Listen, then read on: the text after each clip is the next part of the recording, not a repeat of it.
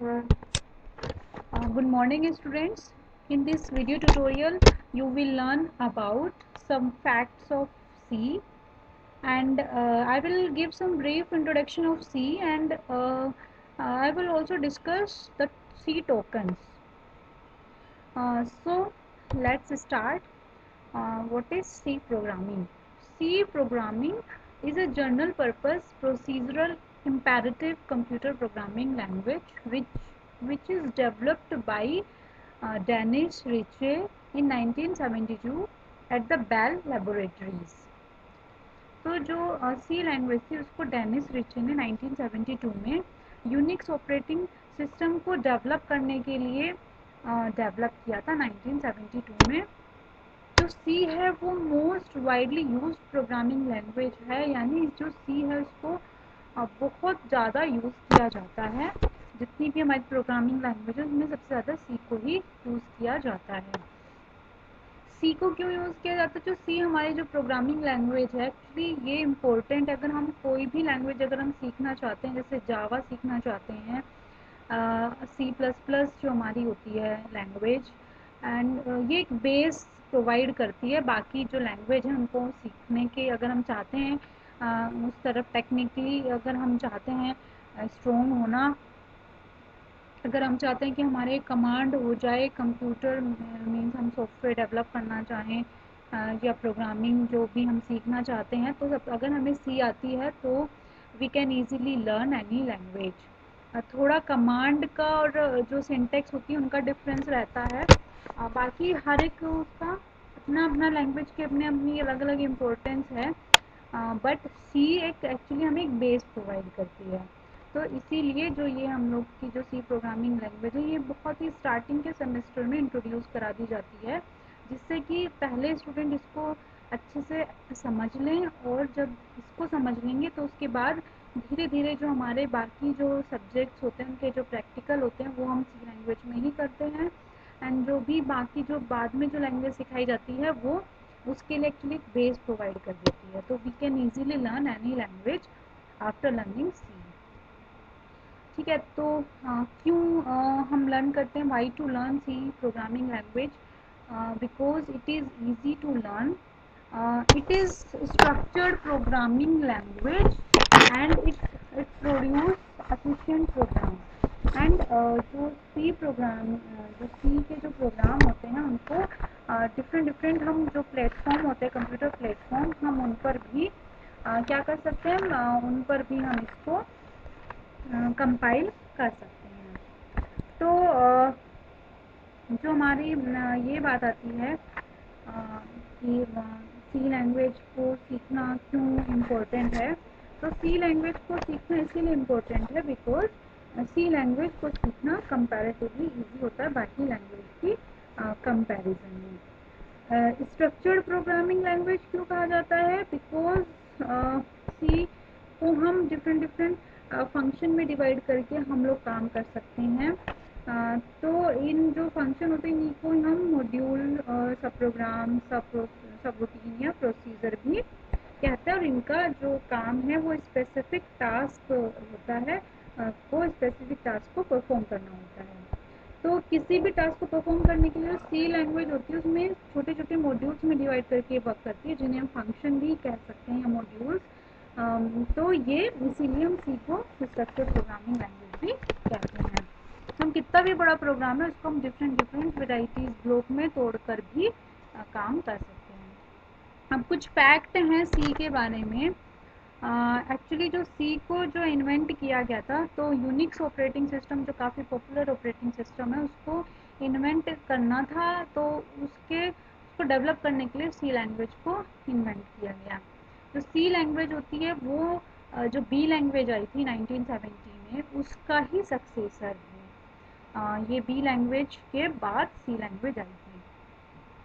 बाद में जो एनसी जो हमारा अमेरिकन नेशनल स्टैंडर्ड इंस्टीट्यूट है उन्होंने इसको 1988 में फॉर्मुलाइज किया था।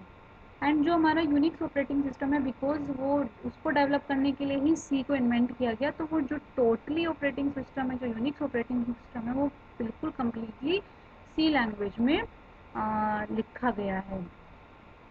सी हमारी most widely used and popular programming language है, और बहुत सारे जो सॉफ्टवेयर होते हैं वो सी में ही इम्प्लीमेंट किए जाते हैं। तो ये कुछ Linux operating system, RDBMS, MySQL, ये सब जितने भी हैं ये सी में ही लिखे गए हैं, इसीलिए जो सी है वो काफ़ी पॉपुलर लैंग्वेज है। अब बात आती है कि जो फर्स्ट प्रोग्राम होता है सी में, अगर हम स्टार्ट करें जब हमें कुछ भी नहीं पता है सी के बारे में, तो जो हमारा जो सबसे पहला जो प्रोग्राम होता है वो किसी भी, आप जब भी कोई प्रोग्रामिंग लैंग्वेज सीखेंगे तो अगर सबसे पहले यही होता है कि चाहे हम शेल स्क्रिप्ट सीखें चाहे जावा सीखें, तो सबसे पहले हम हेलो वर्ल्ड बेसिकली तो ये नहीं है कि ये हमें स्ट्रिंग प्रिंट करानी होती है जिसको भी हम चाहते हैं, तो हम हाय अपना नाम भी प्रिंट करा सकते हैं। तो इस तरीके से हम कोई भी स्ट्रिंग अगर हम चाहते हैं, कोई भी सेंटेंस अगर हम चाहते हैं प्रिंट करना, तो वो किसी भी प्रोग्रामिंग लैंग्वेज का फर्स्ट प्रोग्राम होता है। तो जिसमें हम कुछ भी वेरिएबल्स उनको यूसी टोकन, जो कि मैं बाद में डिस्कस करूँगी, उनका यूज़ नहीं कर रहे हैं फिलहाल इस प्रोग्राम में। तो जो हमारी जो फर्स्ट जो दो लाइन है, hash include STD dot H और हैश इंक्लूड फोनो डॉट एच, ये हमारी हेडर फाइल हैं जो कि क्या करती हैं, ये हमारी जो ऑलरेडी जो लाइब्रेरी, ये हेडर फाइल होती हैं जो कि लाइब्रेरी फंक्शन होते हैं। जैसे कि आप लोगों ने देखा होंगे इस वाले प्रोग्राम में प्रिंटर वो get दो फंक्शन का यूज़ किया गया है। प्रिंटर फंक्शन भी इनबिल्ट फंक्शन है एंड get भी इनबिल्ट फंक्शन है। तो इनकी जो डेफिनेशन होती है वो इन्हीं फाइल में स्टोर होती है। तो if you want to use these two function, यानी जो प्रिंटर फंक्शन है वो stdio.h नाम की हेडर फाइल में डिफाइन है एंड get डिफाइन है fono.h नाम की हेडर फाइल में।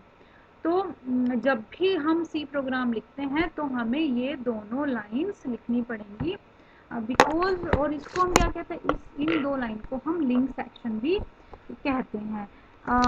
ये हमारा कंपल्सरी सेक्शन होता है बिकॉज अगर हमें सी प्रोग्राम हम स्टार्ट करते हैं तो हमें इन्हीं दो लाइन से, या एटलीस्ट हमें stdio.h तो लिखना ही पड़ता है।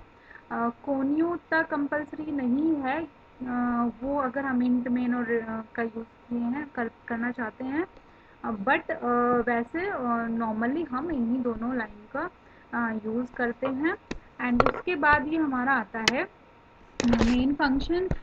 ये जो मेन फंक्शन होता है ये हमारा फंक्शन सेक्शन कहलाता है, जिसमें फंक्शन सेक्शन बाद में जाके एक पूरा ही चैप्टर है जिसमें हम फंक्शन भी के भी पढ़ेंगे कि फंक्शन यूज़र डिफाइंड फंक्शन भी होते हैं एंड लाइब्रेरी फंक्शन भी होते हैं।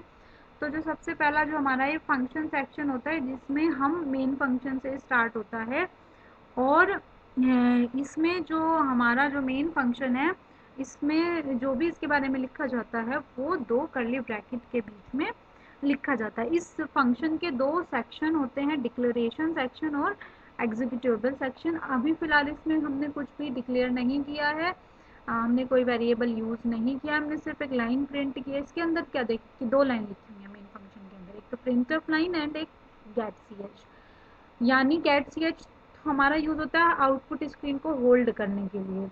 तो इसका यूज़ सिर्फ हमने इसीलिए किया है। जो प्रिंटर फंक्शन है ये सिर्फ एक लाइन, ये हमारी एक लाइन को प्रिंट कर रहा है। तो प्रिंटफ के में डबल कोट्स के अंदर हम जो भी देखना चाहते हैं वो प्रिंट हो जाता है। तो इसमें हमें कुछ भी मेहनत नहीं करनी, बस हमें प्रिंटफ फंक्शन में डबल कोट्स के अंदर जो भी कुछ हम प्रिंट कराना चाहते हैं हम उसको प्रिंट कर सकते हैं। तो ये हमारा executable section, executable statement section कहलाता है। तो ये हमारा फर्स्ट जो सी का प्रोग्राम है वो होता है। अभी अगर हम इस प्रोग्राम में थोड़ा चेंज कर दें, जैसे अगर मैं यहाँ पे मैं इसमें सी में कमेंट्स इस तरीके से भी दे सकते हैं, डबल स्लैश लगा के, या हम इस तरीके से भी दे सकते हैं इसके बीच में, और इसके बीच में हम जो भी कुछ लाइनें लिख देंगे इसके बीच में, वो चाहे 5 लाइन हो, चाहे 10 लाइन हो, चाहे 100 लाइन हो, वो सब कमेंट हो जाती हैं। या हम डबल स्लैश का यूज़ करते हैं कमेंट के लिए, ये सिंगल लाइन कमेंट के लिए यूज़ करते हैं और ये मल्टी लाइन कमेंट के लिए यूज़ किया जाता है। तो अगर हमने यहाँ पे लिख दिया हेलो प्रोग्राम। तो देखिए ये कमेंट है, ये हमारा कहलाता है डॉक्यूमेंटेशन सेक्शन, यानी हम इसमें अपने प्रोग्राम के बारे में थोड़ा बता रहे हैं कि ये हेलो प्रोग्राम का जो प्रोग्राम है ये हेलो के बारे में है। किसी भी चीज़ का आप लोग प्रोग्राम बनाना चाहते हैं तो आप इस तरीके से भी फर्स्ट लाइन दे सकते हैं, बट ये कंपलसरी नहीं होता बिकॉज ये कमेंट होता है, ये यूज़र या तो अपने लिए या दूसरे जो यूज़र उसको यूज़ करते हैं उनकी सुविधा के लिए बनाता है, तो ये कंपलसरी नहीं होता है। तो ये हमारा डॉक्यूमेंटेशन सेक्शन कहलाता है और ये हमारा लिंक सेक्शन और ये हमारा फंक्शन सेक्शन कहलाता है। बहुत सारे सेक्शन होते हैं, बट उसके लिए हमें अलग अलग, जैसे ग्लोबल वेरिएबल, वो मैं अगले जो वीडियो लेक्चर है उसमें बताऊंगी कि ग्लोबल वेरिएबल कैसे डिक्लेयर करते हैं। स्टोरेज क्लास को जो का कॉन्सेप्ट जब बताऊंगी तो इसमें बस हमारा ये याद रखिए कि फर्स्ट हमारा जो मेन सेक्शन होता है वो लिंक सेक्शन होता है, देन हमारा फंक्शन सेक्शन होता है। अब बात आती है कि जो सी की जो बेसिक सिंटेक्स यानी सी के जो टोकन्स है वो क्या क्या होते हैं। सी में बहुत सारे टोकन्स होते हैं। देखिए इस वाला जो स्टेटमेंट अगर हम देखें तो हेलो वर्ल्ड स्लैश एन इस तरीके से जो लिखा हुआ है, तो इसमें क्या क्या है, कुछ हमारे टोकन होते हैं, कीवर्ड होते हैं, कुछ आइडेंटिफायर होते हैं, कुछ कांस्टेंट होते हैं, कुछ सिंबल्स होते हैं। तो वो क्या क्या होते हैं उसके बारे में बताऊंगी अभी। तो देखिए सबसे पहले जो हमारा है वो है सेमी कोलन। देखिए हमने हर एक स्टेट, देखिए सेमी कोलन लगा है ना लास्ट में, यहाँ पे सेमी कोलन लगा है। तो जो भी स्टेटमेंट सी लैंग्वेज में लिखे जाते हैं, अगर हम चाहते अगर स्टेटमेंट को टर्मिनेट बताना है कि वो टर्मिनेट हो चुका है यानी कंप्लीट हो चुका है, जैसे आप लोगों ने देखा होगा कि हम डॉट लगाते हैं जब हम इंग्लिश में सेंटेंस लिखते हैं, यहाँ पे हमने सेंटेंस लिखा है तो डॉट लगाया है, हिंदी में हम पूर्ण विराम लगाते हैं। तो इसी तरीके से सी में जब हमें बताना होता है कि स्टेटमेंट कंप्लीट हो चुका है तो उसके लिए हमें सेमी कोलन लगाना पड़ेगा, वो बताएगा कि स्टेटमेंट कंप्लीट हो चुका है। नेक्स्ट हमारा होता है कमेंट। कमेंट अभी मैंने बताया सिंगल लाइन कमेंट हो सकते हैं, मल्टी लाइन कमेंट्स हो सकते हैं। मल्टी लाइन कमेंट्स के लिए हम डबल स्लैश का यूज़ करेंगे, बट उसमें एक ही लाइन कमेंट होगी। अगर हम चाहते हैं कि बहुत जितनी भी लाइन हम चाहते हैं कि उतनी कमेंट हो जाए, तो हम इन्हीं दो सिंबल्स के बीच में जो भी लिख देंगे, जो भी लगा देंगे हम इनके बीच में, वो सब लाइन हमारी कमेंट हो जाएगी। नेक्स्ट हमारा होता है आइडेंटिफायर। जो आइडेंटिफायर होते हैं वो किसी भी वेरिएबल, फंक्शन या यूज़र डिफाइन जो फंक्शन होते हैं उनको आइडेंटिफाई करने के लिए यूज़ किए जाते हैं। ये हमेशा जो लेटर होते हैं ए टू जेड या स्मॉल लेटर उनसे स्टार्ट होते हैं या अंडरस्कोर से स्टार्ट होते हैं। हमें जब भी आइडेंटिफायर को अगर हम चाहते हैं मतलब लिखना, तो हम we can use letters, underscore और डिजिट्स का भी यूज़ कर सकते हैं। बट हम जैसे एट द रेट, डॉलर और परसेंट का यूज़ आइडेंटिफायर के अंदर नहीं करते। सी जो हमारी होती है वो केस सेंसिटिव लैंग्वेज भी होती है, तो अगर जो हमने कैपिटल में लिखा और जो स्मॉल में लिखा, अगर सेम ही चीज़ अगर हमने हेलो कैपिटल में लिखा और हेलो स्मॉल में लिखा है, तो वो उसको डिफरेंट डिफरेंट ट्रीट करेगी। तो देखिए ये कुछ आइडेंटिफायर हैं, जो देखिए ये जो नाम है ये कुछ आइडेंटिफायर के नाम है, ये एक सिंगल आइडेंटिफायर है। तो हम इस तरीके से आइडेंटिफायर को लिख सकते हैं। We can use the combination of letter and digits, और जो हमारे सिंबल्स होते हैं तो उनका यूज़ करके हम लोग आइडेंटिफायर को डिफाइन कर सकते हैं। नेक्स्ट होता है हमारा कीवर्ड। जो कीवर्ड होते हैं इनकी वैल्यू फिक्स रहती है, 32 है सी में, और इनकी वैल्यू जो है वो कभी चेंज नहीं हो सकती, और इनको हम वेरिएबल या आइडेंटिफायर की तरह यूज़ नहीं कर सकते। इनकी वैल्यू फिक्स है, इनको हम चेंज नहीं कर सकते हैं। जैसे ऑटो, ब्रेक, केस, कैर, ये सब जितने भी हमारे आइडेंटिफायर कीवर्ड्स हैं, इनको हम यूज़ कीवर्ड की तरह ही, इन मीन्स इनका वैल्यू चेंज नहीं होगी।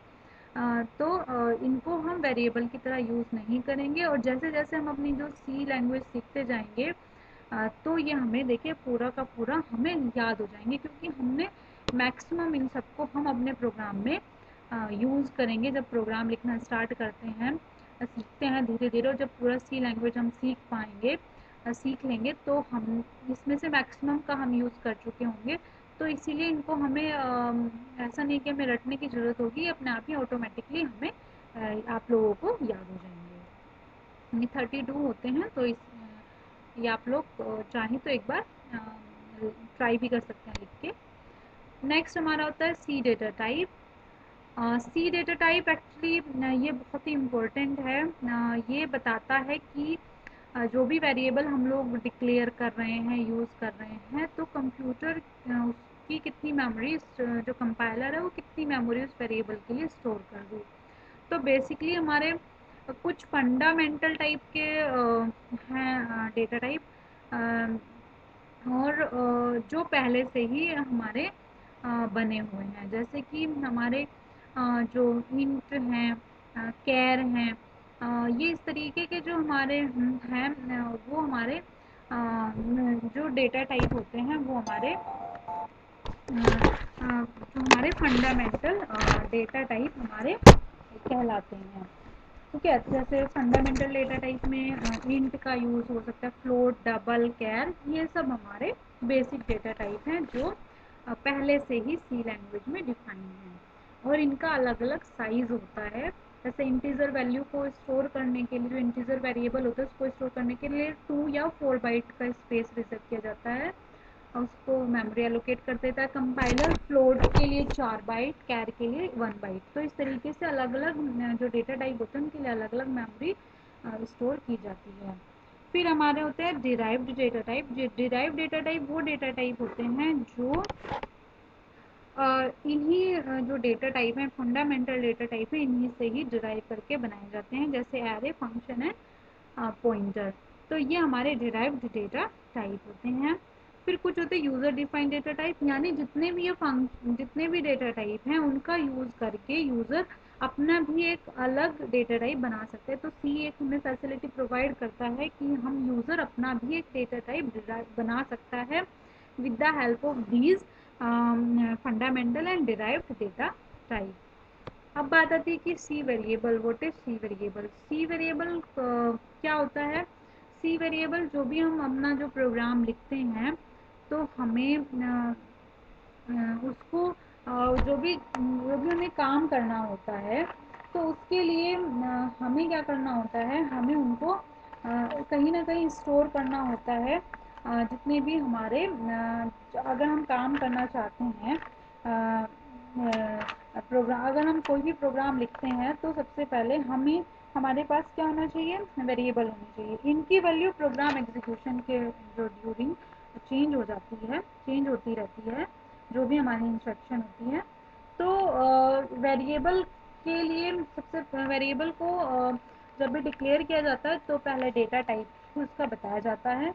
अब बात आती है कि वेरिएबल को कैसे लिख सकते हैं। तो वेरिएबल को जो लिखने के जो रूल्स होते हैं उसमें ये होता है कि ये लेटर, डिजिट और सिंबल से मिलकर बना होता है। Again upper case and lower case, because C is case sensitive language. तो अपर और लोअर केस लेटर का बहुत बड़ा इम्पैक्ट पड़ता है। डिफरेंट डिफरेंट मतलब वो ट्रीट करेगा। अगर अपर और लोअर में लिखा है तो अलग अलग वेरिएबल ट्रीट करेगा। तो फिर बात आती है कि वेरिएबल को कैसे डिक्लेयर किया जाता है। तो जब भी हम मेन फंक्शन हमारा स्टार्ट होता है उसके बाद जो ब्रैकेट, जो कर्ली ब्रैकेट आता है, तो उसके बाद सबसे पहले हमें वेरिएबल को ही डिक्लेयर किया जाता है। इसका जो सिंटेक्स होता है वो होता है data type and variable name. जैसे इंट एंड वेरिएबल नेम अगर आई है तो वी कैन यूज इंट आई। और अगर सेम ही डेटा टाइप के बहुत सारे वेरिएबल हैं तो हम कोमा लगाकर बहुत सारे वेरिएबल को लिख सकते हैं। जैसे यहाँ पे int i comma j comma k, अगर हमें सिंगल होता तो कोमा आई लगा के हम यहाँ पे सेमी कोलन लिख देते। बट अगर एक ही डेटा टाइप के बहुत सारे वेरिएबल हैं तो हम उनको एक लाइन में पहले सिर्फ इंट डिफाइन करके कोमा लगा के जितने भी वेरिएबल की लिस्ट होती है हम उनको डिफाइन कर सकते हैं, डिक्लेयर कर सकते हैं। उसके बाद हम यूज़र से इनको इनपुट आउटपुट करा के इन वेरिएबल्स पर हम वर्क कर सकते हैं। तो ये हमारा हो गया कि वेरिएबल्स क्या होते हैं, ये कुछ सी टोकन्स थे। अब बात आती है कि जो सी प्रोग्रामिंग लैंग्वेज है उसकी क्या क्या एप्लीकेशंस होती हैं। सी आप लोगों ने देखा होगा, जो यूनिक्स ऑपरेटिंग सिस्टम है वो पूरा कम्प्लीटली सी में ही रिटर्न है, तो इसकी जो एक एप्लीकेशन है वो ऑपरेटिंग सिस्टम में है। जो लैंग्वेज कंपाइलर होते हैं, असेंबलर होते हैं, एडिटर होते हैं, नेटवर्क ड्राइवर, मॉडर्न प्रोग्राम जो भी आजकल जो हमारे लिखे होते हैं, डेटाबेसेस, लैंग्वेज इंटरप्रेटर, इन सभी में सी प्रोग्रामिंग लैंग्वेज का यूज़ किया जाता है। ये सभी सी लैंग्वेज में ही लिखे गए हैं। तो सी हमारी क्या है, सी एक हाई लेवल लैंग्वेज है, जो कि हम इसमें किसमें प्रोग्राम लिखते हैं, हम अपनी मीन्स अपनी जो हमारे समझ में आने वाली लैंग्वेज है इसको हम लिखते हैं, एंड कंपाइलर उसको कन्वर्ट करता है लो लेवल लैंग्वेज में। तो ये कुछ सी की एप्लीकेशन थी, और इसमें मैंने सी का एक बेसिक इंट्रोडक्शन दिया है। तो इस तरीके से आप लोग देख सकते हैं कि एप्लीकेशन लिख सकते हैं सी की, और सी के टोकन्स लिख सकते हैं, और सी का इंट्रोडक्शन दे सकते हैं इस तरीके से। बाकी जो ये कीवर्ड्स होते हैं ये आप लोग को धीरे धीरे याद हो जाएंगे इन केस अगर एग्जाम में आता है। कीवर्ड के बारे में वैसे तो सी टोकन्स के बारे में आता है, अगर कीवर्ड के बारे में अलग से आता है तो आप लोग 10 to 20 के बीच में लिख देंगे तो सफिशियंट होगा। 10 भी लिख सकते हैं, और ये आपको धीरे धीरे याद हो जाएंगे क्योंकि हमारे बेसिक उसमें प्रोग्राम में यूज़ होते हैं जितने भी कीवर्ड होते हैं, तो we can easily learn this keyword.